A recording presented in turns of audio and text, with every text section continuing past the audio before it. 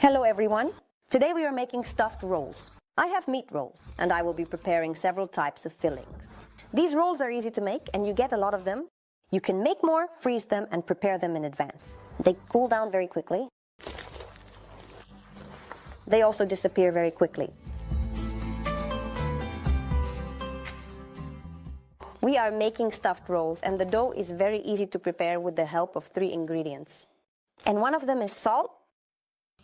So, one of the ingredients is salt. Now, vegetable oil and water. Pour it in. That's 3 ingredients. Well, I think today I'll add another, making it 4. So we add flour. So, I will write down how much flour I use. But flour varies, so you might need plus or minus 50 grams. It can vary. Add it in portions little by little and knead the dough. The dough turns out very soft and elastic. You can roll these rolls with different fillings. They are baked in the oven. It's very, very tasty. Now let's add a little more flour. The dough becomes very elastic. There's a lot of butter in it. Because of this, when it bakes in the oven, it will be layered, resembling puff pastry. Like a sandy puff pastry. That's it. So look, I used approximately 450 grams of flour. Well, this is how I add it. No more is needed. Well, first of all, look at the dough. It doesn't stick to your hands because there's a lot of butter. The dough turns out very soft. Well, that's basically it. Let's put the dough under plastic wrap for now. We won't need it. And we'll prepare the filling. I will make 2 types of filling today. One meat filling, and the other I decided to make like grandma's, you know? Green onions, rice, and boiled eggs. I prepared some things in advance. I boiled 4 eggs, cooked rice in salted water, and boiled a piece of meat. Here I have a piece of pork and a piece of beef. You can use any boiled meat. And also, you can make a completely different filling. You can simply make a regular filling with meat and onions and wrap everything like that. In theory, you can even make these rolls with jam that doesn't spread in the oven. It is usually sold at markets. So, now you need to chop 1 onion. Cut the onion in half into several parts. And slice it like this, not too large. Saute the onion in sunflower oil with a bit of salt and pepper. So I add salt and pepper. That's it. I don't brown it, just make it transparent and soft. Finally chop the eggs while the onion is frying. Look like this. I usually just chop them with a knife. It doesn't matter if you cut them into cubes or not. The main thing is to make it fine. I do it like this. Like this.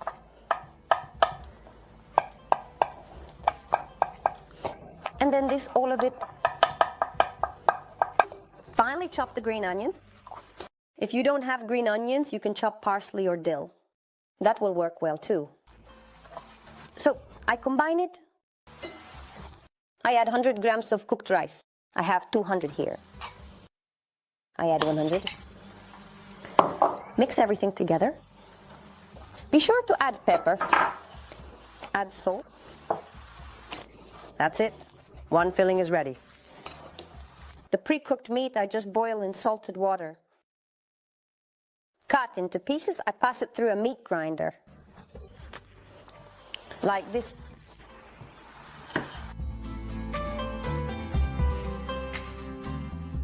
We add some onion here.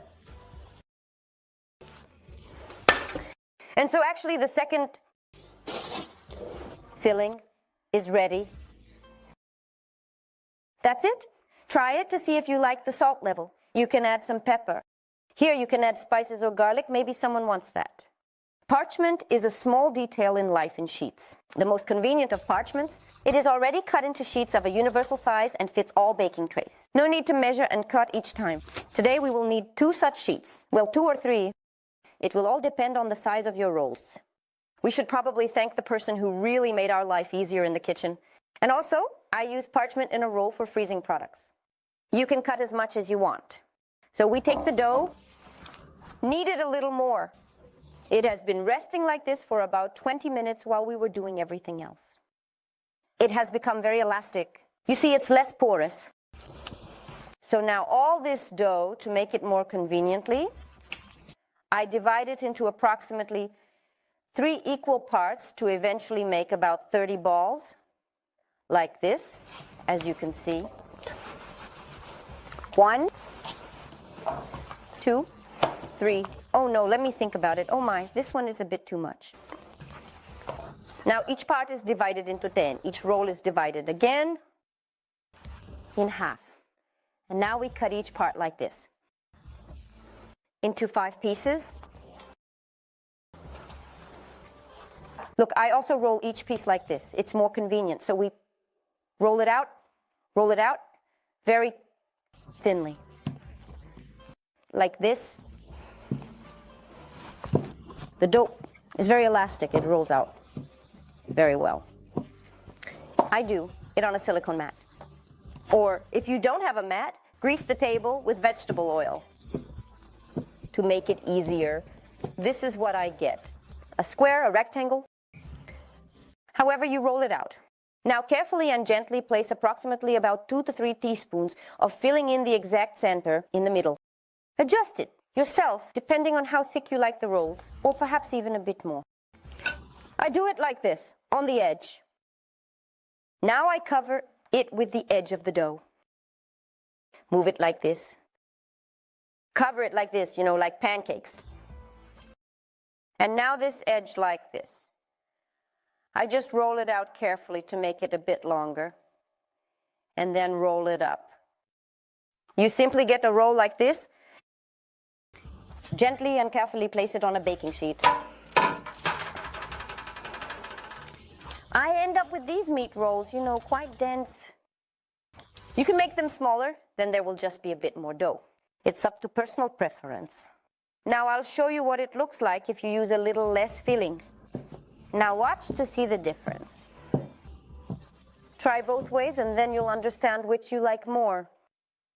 So I'll add it like this. 2 teaspoons, like no more.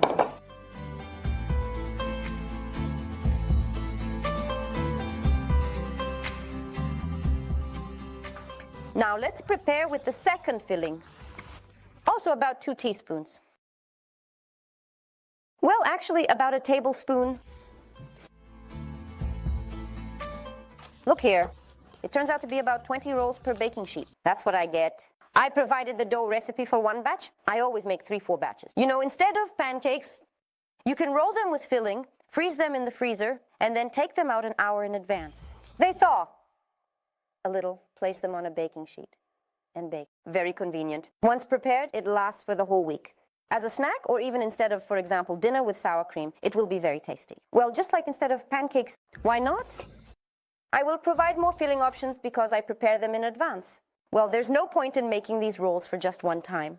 Well, generally it's better to freeze them and have more. I will provide the dough recipe for 1 batch as it's easy for you to understand.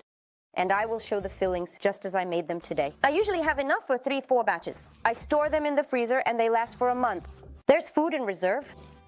After the freezer, once they are frozen, just like pancakes, I'll show you now.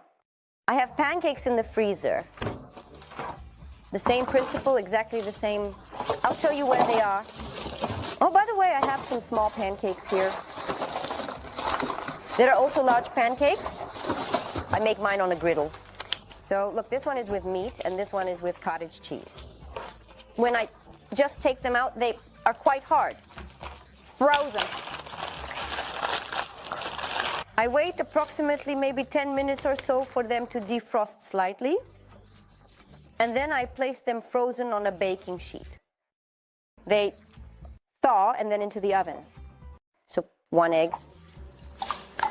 Beat it like this and brush all the rolls right away. Preheat the oven to 180 degrees and put them in the oven just to brown them. Everything inside is ready and the dough is so thin that as soon as you like their color, you can take them out immediately. Look, they slide around on the baking sheet like this. Oh, done. Now let them cool down and you can eat them. They cool down very quickly.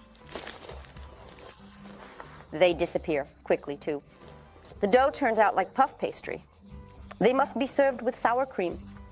Sour cream. You can just serve the sour cream like that. You can add herbs, sour cream, and garlic. They disappear like sunflower seeds. Even though the dough is like a layered short crust with a lot of meat inside, you can eat a lot. That's why I recommend making 3-4 batches. Enjoy your meal, everyone. Be sure to make them. Leave comments and reviews. Perhaps some unusual filling options, but I really want it to have a special twist. Right, if someone happens to make something similar. That's all. I send you strength and love sometimes, and thank you for being with me today. Bye.